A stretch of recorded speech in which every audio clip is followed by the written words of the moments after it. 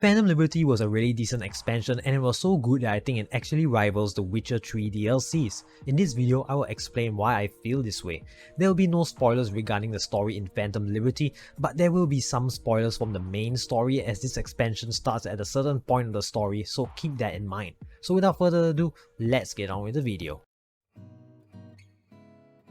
The premise of this expansion is V searching for another promised way to get rid of the biochip in her head. To do this, she has to work with the NUSA and there are a lot of interesting twists and turns throughout the story. This expansion has taken the criticism of the main story of Cyberpunk having mostly an illusion of choice to heart. There is much more variety in the choices you can choose, and the decisions you make will ripple throughout the story of this expansion and affect tons of new characters you meet as well. I'm glad CDPR took this approach as it feels much more like an RPG right now, and I love how your choices matter much more. I also love how we have to think quite a bit before trusting even our allies this time cause they are spies at the end of the day, so you have to be quite mindful when you make a decision throughout the story. The only downside to this though is that it's a bit harder to open up with some characters due to them being secret agents, unlike the main story where this wasn't the case. But I don't really mind since most of the important characters are written well and it made sense for this expansion. The story missions now contain more variety when compared to the base game, and I appreciate how they made some of them feel like a spy mission. Depending on your choices, this expansion will affect the main ending of the base game, which I won't spoil, and it's great how you will get additional dialogue with certain characters in the base game if you play this DLC first. This is so similar to how they handle the DLCs in The Witcher 3 and I love it. Makes the content you are doing feel worthwhile. Overall, this expansion has well-written characters along with an intriguing plot that always kept me wondering what was going to happen next. It's a nice addition to V's story and also gives more character development to her as well, which is why I love Phantom Liberty's story. The gameplay is mostly the same as the base game with a few neat additions. With the revised perk tree, you can now create more hybrid builds and some of the useless perks have been removed. A new skill tree has been added for Phantom Liberty as well, and it mainly focuses on making your arm cyberware a bit stronger. It's a very needed and welcome upgrade because without these new upgrades, the arm cyberware feels quite a bit weaker than the other weapons in the game. This skill tree has made me use the monowire much more, especially since it can now upload quick hacks to enemies. The other arm cyberwares have also gotten decent upgrades with the mantis blades allowing you to leap more and the gorilla arms having a much more powerful charge attack. You have other useful abilities like being able to target vulnerabilities in your enemies, which allows you to deal tons of more damage. On top of this, you can also buff your stealth skills with the improved optical camo that allows you to escape combat even easier. The only thing that feels slightly underpowered in this new relic tree is the projectile launch system.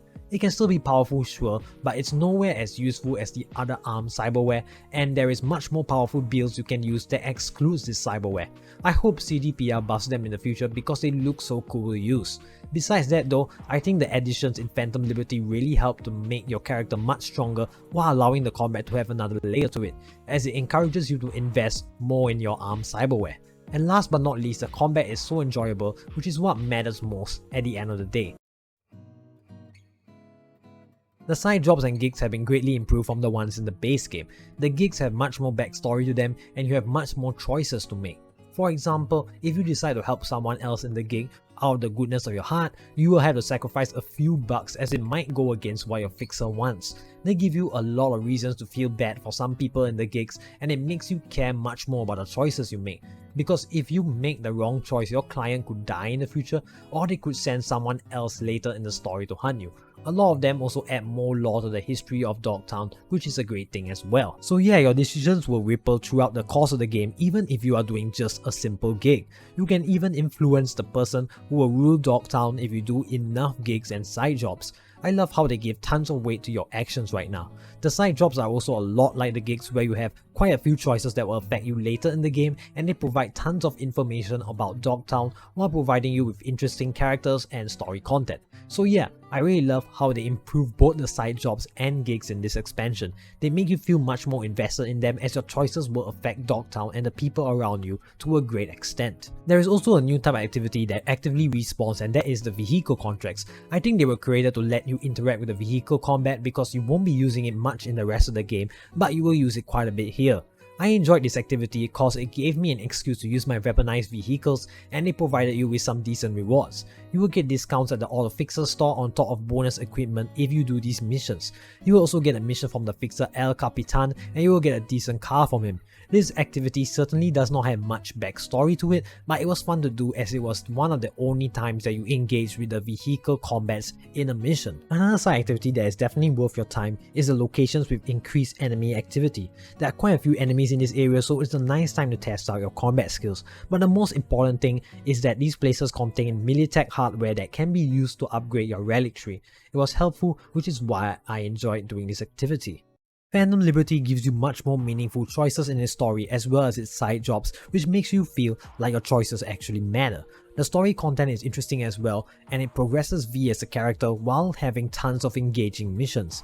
The reason why I said this rivals the Witcher 3 DLC is because it gives you tons of choices that ripple throughout the game while improving everything in the base game, which is exactly what the Witcher 3 DLCs did.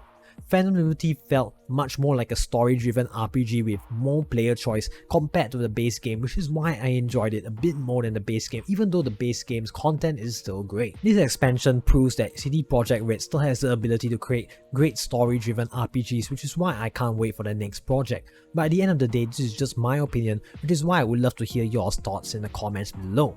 I hope you enjoyed the video, and with that being said, this has been 2367 Ruben signing out.